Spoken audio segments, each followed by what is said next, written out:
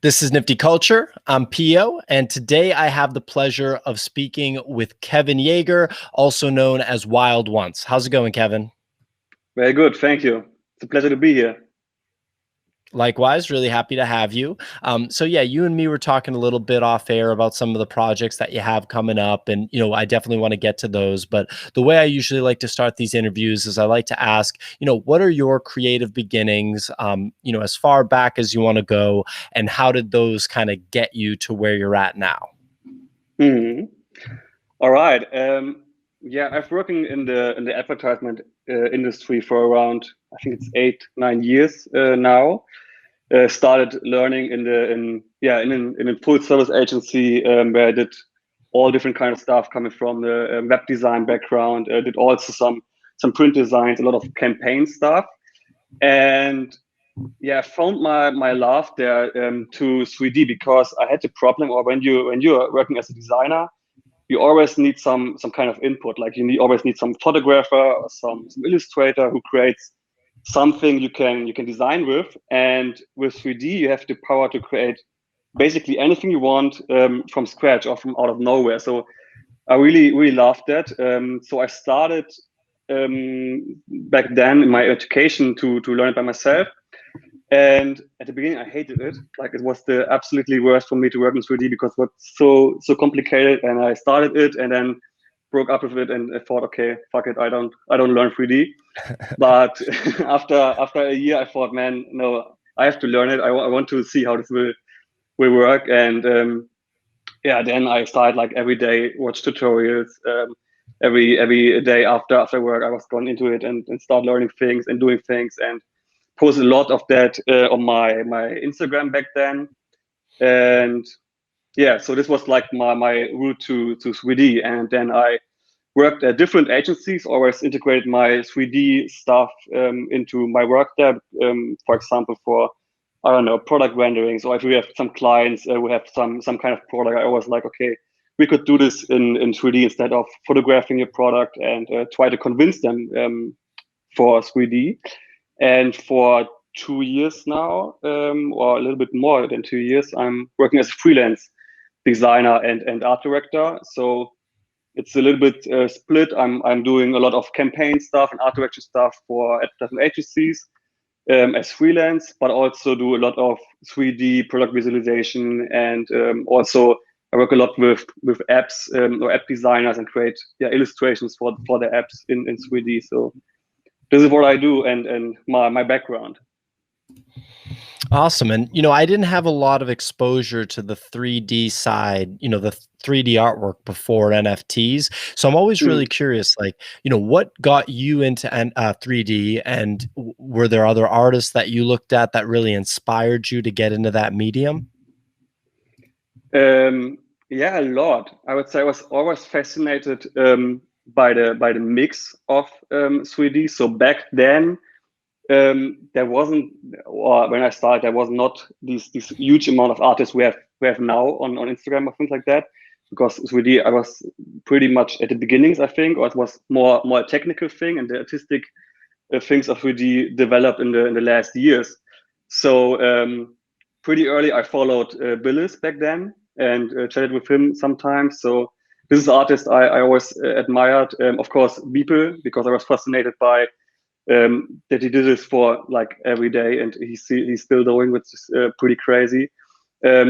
But also, I was always into like the visualization stuff. So like the point that you can create anything from nothing. So I was really into car visualizations, and I followed a lot of agency where who created like 3D sports and 3D motion advertisement and things like that. So this was something that really inspired me and got me into it. Also, I started a lot with Grayscale Gorilla back then. I learned this was the first tutorials I ever watched with 3D, so they're doing a great job. And A Design was also an artist. I watched a lot of tutorials and learned a lot from him. So yeah, there was like a different range of artists I really followed and yeah. Yeah, I mean, it's a fascinating medium to me, and obviously, I think Beeple is probably an influence for a lot of modern artists, without question, especially given what's Yeah. happened in the past, year or so. Is there like one artist that kind of you would point to as the origin of 3D that everyone kind of looked at? I don't know if that's a thing, but I want an origin point of 3D specifically. Mm. Yeah, right. So I would say like people is one big one who influenced like a bunch of artists. Also, Willis is a huge one. I would say. I would also say like Antonio Tedesco did influence a lot. So I don't think this is you could name like 100 artists there. I think because this is not like there's one 3D artist who influenced all or like really driven the space. I think they all influenced each other, and it's like the whole community thing. Like we have so many different directions, and um, I think there will be also much more diversity in the NFT space soon, because right now you see like also photographers come into the space and illustrators and different styles. So I would still say that 3D is some kind or that 3D art is the beginning, and there's still much more to come. So yeah. Yeah, it's an incredibly cool medium, and it's just so foreign to me. I don't know really anything about what goes into it or what the origins are, so I always like to ask. So I appreciate you humoring me on that question. So when did you start getting involved with NFTs? How did NFTs come into your life, and what were your sort of initial thoughts once you found out about them? Crazy, I would say. It's I think for most of people, NFTs at the start was really really crazy. I heard of them, I think already 1 year ago. So when like last winter, or before that, and back then I was really focused on my freelance and my self employment. So I wasn't really doing a lot of my personal stuff. So I wasn't focusing on this NFT thing, because it was more like I had different things back then which I focused on. So um, yeah, this was not my direction at this point. But then yeah, this hype was getting more and more, and more and more people were talking about it, and I was like, okay, what is it? Can I what can I look into it? What is this whole thing? And then at one day I was like, okay, I want to know everything about it, and I started I don't know, and at the start of the day I was reading articles and a lot of stuff about it, and to the middle of the night, and I was like, okay, I want to be part of it. I want to. This sounds super cool and interesting, because I wasn't at all into crypto back then. I was planning to look into crypto, but I didn't. So this was a whole new area for me, and so yeah, I started looking into it, found it super interesting, and I started creating a wearable account back then, and minting my first artwork there. And then I thought, okay, cool, this is it. I've noticed that this was not the right way of doing NFT, just showing some artworks online. And I come into the Twitter space. A lot of cool people I knew from years ago started introducing me and getting me into the space and explaining me all the stuff, getting me into Discord channels. And so I connected with a lot of different cool artists and learned a bunch of them. Learned a lot about crypto space. I learned a lot about NFTs. Also, I learned a lot about the art market, because I come from the design background, so I wasn't really in touch with the art market. I always loved art and doing art, but I wasn't, yeah, not in touch with the art market. So I learned a lot about this as well, and yeah, so a lot of, I think this is good about NFTs, or what the thing that kept me into space, and what I really love about it is like the connection with all the artists, because I was doing all the stuff for some years on Instagram and never connected to anybody. Like there was always these artists, sometimes I was stopping some comments or liking some things, but you never had like really deep talks with them and connected, or maybe exchange about knowledge and things like that. And with this NFT space, this really changed. I've connected with so a lot. I think this is the real diamond of this space, is this community and the connection from everybody. Yeah. I mean, it's so interesting that you say that. Like, that NFTs kind of got you into crypto. got you into learning about the traditional art market, and then ultimately got you kind of involved with the internet community. I feel like it's such an interesting space because it does, provide that on-ramp for people into those other pretty unique spaces. Do you feel, based on the other artists that you've communicated with, like, do you feel like at least the crypto thing is very much so like, it comes hand in hand with NFTs? Yeah, I think so. I think it's really important that you inform yourself about crypto when you want to do NFTs, because it's basically, yeah, it's on the blockchain, and it's going through like cryptocurrencies. So I think it would be some kind of dangerous if you just say, okay, I want to do NFTs because I think it's cool, or I don't know, I want to make money with it, and don't learn about crypto, because then the risk could be really high that you could get scammed or do something and maybe lose money or things like that. So I think this is pretty important to inform about it. I also think this is something that some people might be afraid who are interested in NFTs, but maybe a little bit scared of this whole crypto thing, because they see, okay, there's like these pump and dump things, and there's a lot of scam and a lot of shady things going on. So I think one important thing for the future would be that this whole crypto thing got to be a little bit more stable, a lot more secured enough to say, okay, I wanted to. If we look back to this thing which was going around on Twitter some weeks ago, where I think Frank Render lost a lot of his money because he was sending some files who hacked his account, and things like that, I think, are pretty scary for a lot of artists. And I think things like that have to be a little bit more secure so we can get more people into the space. Yeah, you definitely hate to see what happened there, and I hope no other artists have kind of fallen into that trap. Yeah, that's a tough one. So, switching gears a little bit, you're in Hamburg, Germany right now. You mentioned that you've kind of lived in a lot of different places in Germany. What is the art scene like in Hamburg, or in any of the recent places that you've lived? And do the artists that you know in real life, are they familiar with NFTs, and what do they think about them? I think we have not that super huge art scene here in Hamburg. I lived before that in Kiel. There was a little bit more. The advertisement scene is here pretty strong. But we have some great museums here, and also some really great exhibitions. So there is a lot art here.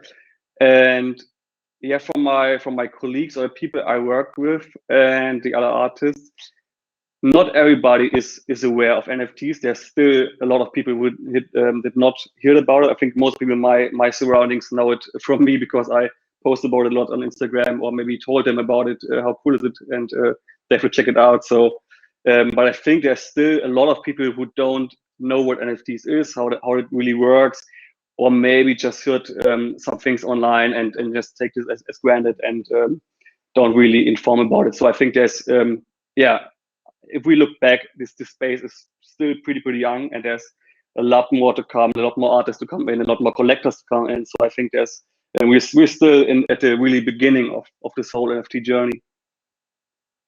Yeah, I think you're absolutely right about that. And so, I want to pull up some of your work here that is going to be dropping on MakersPlace. And, congratulations on getting accepted to the platform. And, I can't wait to see what the results are of the drop. So you mentioned that this video right here, we should take a look at. So can we see this on screen? Yeah. Okay, cool. Yeah, cool. Okay, so people have to burn your NFT. So you're using a burn mechanic, right? Right. Yeah. This is the concept. The idea was I wanted to do something a little bit more special. So I had the idea that there would be like 3 different NFTs, which are like like they are like relicts or something, you could say, and you can collect them all, or you have to collect them all. And if you have collected all and then burn them and inform me that you did, and have some kind of proof of it, I will create like the phoenix, which is coming from the ashes, from the images you burned, and then I will mint this and transfer it for free into your wallet. So you earned it, And with that, I ordered infinite objects like these video prints, like people had with his drop, and yeah, you will get one as theme from them as well. Gotcha. And what inspired you to use the burn mechanic? So how one inspiration was you know Yu-Gi-Oh cards from back then. I'm familiar. Yeah. I had a talk with some friends about how crazy it was, like when we were kids and collecting all these cards for a bunch of money. And there was this one card which is this Exodia, and you have like 5 different cards, which each of this card is not really or has no super big value, but if you have all of them, you win the game immediately. So, and I thought this would be an interesting concept to play with. Like, you have to really have all 3, and then you play them, and they will be gone, and then you will get another one, which is like the big artwork, which is animation, and yeah, it's a combination of the three images before.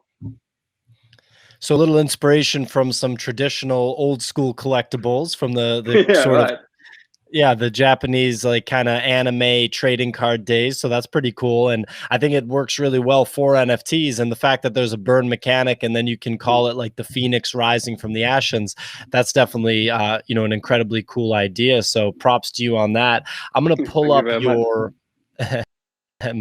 my pleasure. So I'm going to pull up your Instagram right now, a little bit of your other works. These are all, 3D, I guess, would you call them digital sculptures? I don't know if I would call them sculptures. I think you could maybe for some of them, but I think sculptures is always like some kind of, there's some hand sculpting involved. I don't do that really much. I work a lot with some kind of procedural systems, or like I like to do things that can be changed, or like you can create some values and then create a different output. This is a special one. I think you could call this one like digital sculpture, because this was the plan. You can see it behind me. This is actually the same file in the printed version. So yeah, I was going to say, if you want to pick it up and just show people that you have the physical version right there. Yeah, I have it here. So this is like the one you show up is a larger version. I already have it printed, but it's not casted yet. So this is like the smaller version with another floor. I can maybe show it up here. So you have like a little different floor here, and yeah, it's resulting from a 3D print, which I smoothed a lot. So a lot of smoothing progress, and then creating a mode for it, and then casting it. So this is a little side project I'm working currently on. So the idea is to create my own sculptures, and maybe sell them, maybe even with NFTs. So you can buy an NFT and then get a real life sculpture of it. I mean, that's really cool. Is this like an iPhone that's just buried on the guy's face? Yeah, it is. Nice. This is like from the artwork next to it, which is called Modern Love, like this couple who got the phones for their head. I had this idea because one day I was sitting on the couch with my girlfriend, and we both spent on TikTok and Instagram and just scrolling through, and then I thought, like, this is so crazy. Like, you like modern love, you spend together on the couch and then just scrolling through your phone. So I got the idea for this image. Well, yeah, I mean, this is like a really interesting and cool piece of artwork. It's also just very beautiful. This is on Foundation? Yeah, but it's already sold. But it's listed for the secondary market right now. So if anybody wants to grab it, it's available. Nice. A 4 ETH primary market sale? Right, yeah. Nice. Very nice. Thank you very much. Awesome. Yeah, this was really crazy. Wow, that's awesome. So yeah, is there any other one of these that you'd want to kind of share any kind of color to, any of these other pieces? I see the phone theme again right there. Right, yeah. The first sketches. Yeah, I think maybe what's interesting to say is that for my Instagram, or there's a difference between my Instagram work and my work I do for the NFTs, because the Instagram stuff is a lot of experiments or experimental work. So this could be something like, I know I started it back then. What is this Instagram? I started back then when I was working at the advertisement agency as like some kind of creative contrast to the like always client work. So I can do some creative stuff, and also did a lot of technical explorations. Like when I had some new tools I found or some new plugin, I can just go in there, try it out, and get an output. And so this is really experimental. And with the NFTs, I always try to create like a secondary concept to it. So not only some exploration, but also having like a real idea behind it. For example, it could be like this phone thing. We have like a really concept into the image, or like the Phoenix, which is coming soon, the concept of the burning. So I always try to get like another layer into the image. Yeah, I mean that's I think very important, for the NFT space. Like what we're learning is that you kind of have to take full advantage of the medium to keep people's attention long term, and it seems like you're doing that with this Phoenix drop on MakersPlace. The drop is coming up next week, I believe you said. What should people know about the drop? What should people know about Wild Once in the next like 2 weeks, the next month? What's going on? A lot. I have a lot of projects going on. In terms of the drop, there's still some technical things I have to solve to be really sure. But the plan is to drop it in the next week. So the individual images will be dropped on different days. I can say, and there will be a reserve. Which might be a little bit lower than my floor. So because you have to collect 3 pieces to get the image, and when you hit the reserve, there will be an auction for 24 hours, and after 24 hours, I will stop it. So this is the idea. I still have to make this fix for myself, but I think I will drop a new teaser on this in the next day. So with all the detailed infos about that. Awesome. And where can your potential collectors find you? We have, we'll throw in the Twitter link. You're on Foundation, you're on MakersPlace, you're on Instagram. Anywhere else? That's basically it. Like this is the platforms I communicate the most on. Like MakersPlace is a new platform for me. I'm super excited to mint there and to create something there and to start there. So this is also for me right now a little bit more experimenting. So I'm really open to, because it got a lot new features for me I want to try out. So there's definitely coming some more stuff there. I also think I will keep minting some stuff on Foundation as well. And for communication, Twitter might be the best case to follow me in terms of NFT stuff. And on Instagram, there will be also a bit more about a little bit more private stuff sometimes, and more artistic and this experimental stuff. But the whole NFT thing, most of it will always be on Twitter. Yeah.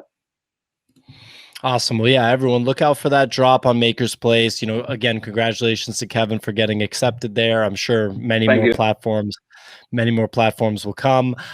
Kevin, thanks so much for joining us. We'll post all the links to your work in the description, and best of luck with this drop. Break a leg.